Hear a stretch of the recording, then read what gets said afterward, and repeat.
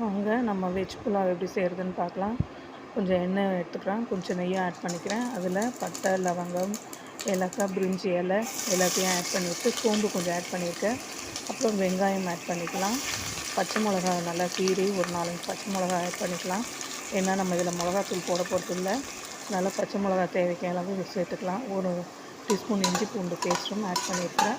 இது கொஞ்சம் நல்லா வெங்காயம் வதங்கினாங்க என்ன வெஜிடபிள்ஸ் இருக்கோ நம்ம போட்டுக்கலாம். நான் இப்போ வந்து கேரட்டும் பீன்ஸும் ஆட் பண்ணியிருக்கிறேன். கேரட்டு பீன்ஸும் போட்டு நல்லா இதோடு சேர்ந்து நல்லா வதங்கட்டும். கொஞ்சம் வெந்த உடனே அரிசி ஆல்ரெடி நான் எடுத்து கழுவி 2 தடவை நல்லா கழுவிட்டு ஒரு 10 நிமிஷம் ஊற வச்சு எடுத்திருக்கேன். அந்த அரிசியை பாஸ்மதி ரைஸை இப்போ இதோட ஆட் பண்ணி அதையும் நம்ம வதக்குவோம். இதில் வந்து 1 டீஸ்பூன் கரம் மசாலாவும் ஆட் பண்ணிக்கலாம். ஆட் பண்ணி வதக்கிட்டு வேறு எதுவும் நான் இதில் ஆட் பண்ணல. மிளகாத்தூளோ மஞ்சத்தூளோ ஆட் பண்ணலை. வெறும் கரம் மசாலா மட்டும் ஆட் பண்ணியிருக்கேன். அதோட இந்த அரிசியும் நம்ம ஆட் பண்ணிப்போம். அரிசி ஊற வச்சு இருக்கிறதுனால நல்லா கொஞ்சம் அதை வதக்கிட்டு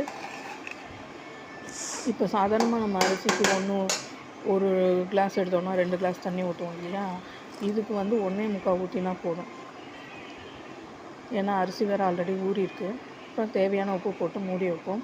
நான் வெயிட்டே போடல, வெறும் நம்ம இட்லி ஸ்டீமர் விட்டு இறக்கியிருக்கேன். பாருங்கள் எவ்வளோ அழகாக கொலன்னு தனித்தனியாக உதிரியாகவும் வந்திருக்கு. சூப்பராக வந்திருக்கு பாருங்கள். செஞ்சு பாருங்கள், ட்ரை பண்ணி பாருங்கள், ரொம்ப நல்லாயிருக்கும். இதுக்கு காம்பினேஷனாக பன்னீரும் கேப்சிகமும் போட்டு கிரேவி பண்ணியிருக்கிறேன். சைடிஷ் ரொம்ப நல்லாயிருக்கும் இந்த கிரேவி. நீங்களும் ட்ரை பண்ணி பாருங்கள். பன்னீர் கேப்சிகம் கிரேவி இந்த புலாவுக்கும் ரொம்பவே நல்லாயிருக்கும். ட்ரை பண்ணுங்கள், லைக் பண்ணுங்கள், சப்ஸ்கிரைப் பண்ணுங்கள். தேங்க்யூ மக்களே.